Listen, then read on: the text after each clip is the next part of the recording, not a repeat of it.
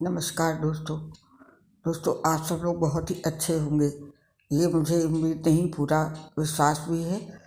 दोस्तों आज बात करेंगे पौष माह की एकादशी के बारे में। पौष मास को बहुत ही पवित्र महीना माना गया है। इस माह में मनाए जाने वाले त्यौहार एवं व्रत का विशेष महत्व है।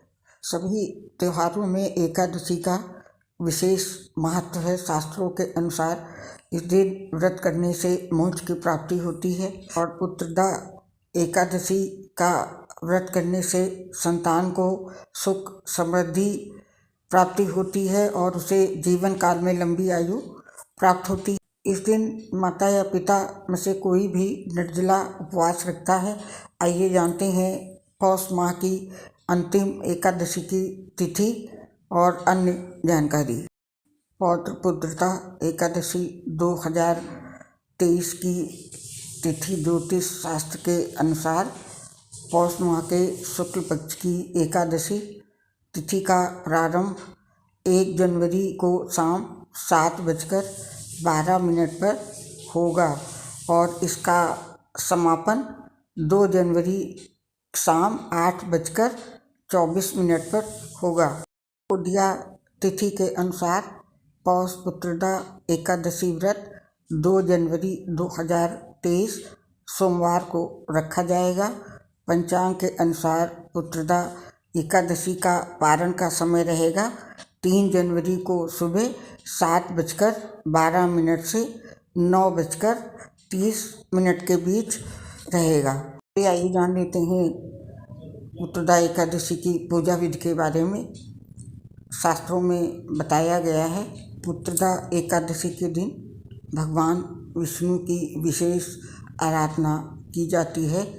इसलिए इस दिन ब्रह्म मुहूर्त में उठकर स्नान ध्यान करें और भगवान विष्णु का स्मरण करते हुए व्रत का संकल्प लें। इसके बाद पूजा स्थल पर भगवान विष्णु के समक्ष घी का दीपक जलाएं और उन्हें जौ, तिल, चंदन, मौली, जनेऊ, तुलसी, फूल, पंचामृत और गंगा जल इत्यादि अर्पित करें।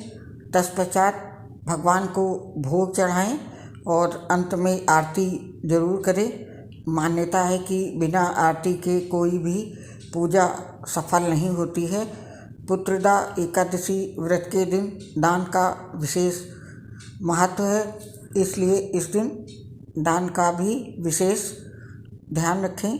सामर्थ्य के अनुसार ज़रूरतमंद लोगों को भोजन या दक्षिणा जरूर प्रदान करें। एकादशी व्रत से एक दिन पहले दशमी तिथि को सात्विक भोजन ग्रहण करना चाहिए। सुनते हैं पौष पुत्रदा एकादशी व्रत की कथा।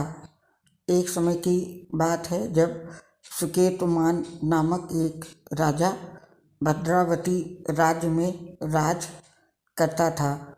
राजा की पत्नी का नाम सव्या था।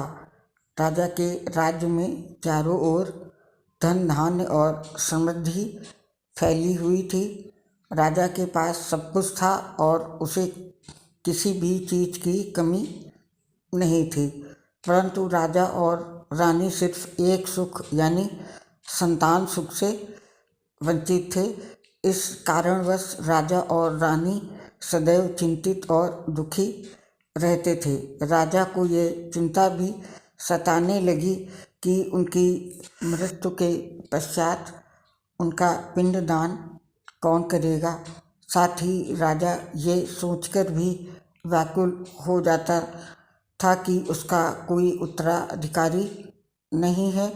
ऐसे में उदास होकर एक दिन राजा ने अपने प्राण त्यागने का निर्णय लिया, परंतु पाप करने के डर से उसने इस विचार को त्याग दिया। राजा का मन दिन प्रतिदिन राजपाट से उठता चला जा रहा था। ऐसे में राजा एक दिन जंगल की ओर निकल पड़ा। जंगल में राजा को कई पशु पक्षी दिखाई दिए और उन्हें देखकर राजा के मन में बुरे विचार आने लगे। उदास होकर राजा एक तालाब के किनारे बैठ गया। संयोगवश उस तालाब के किनारे कई ऋषि मुनियों का आश्रम बना हुआ था। राजा आश्रम में गया और ऋषि मुनि राजा को देखकर प्रसन्न हुए। राजा के विनम्र स्वभाव से प्रसन्न होकर ऋषि मुनियों ने राजा से उनके इच्छा के बारे में पूछा। ये सुनकर राजा ने अपने मन की व्यथा ऋषि मुनियों से भी कह डाली। राजा की व्यथा सुनकर एक मुनि ने राजा से कहा कि उन्हें पुत्रदा एकादशी का व्रत करना होगा। राजा ने पुत्रदा एकादशी के व्रत का पालन पूरे श्रद्धा एवं विधि विधान से किया। इस व्रत के फलस्वरूप कुछ ही दिन बाद रानी ने गर्भ धारण किया और 9 महीने पश्चात राजा को पुत्र की प्राप्ति हुई। तो ये थी पुत्रदा एकादशी की व्रत की कथा। दोस्तों, कथा यहाँ पे समाप्त होती है और आपसे अब विदा लेते हैं। आप सभी लोग अपना बहुत ध्यान रखिएगा। फिर मिलेंगे किसी नई पोस्ट के साथ। आपने अपना बहुमूल्य समय दिया इस पोस्ट को देखने के लिए, उसके लिए आप सभी का बहुत बहुत धन्यवाद। नमस्कार।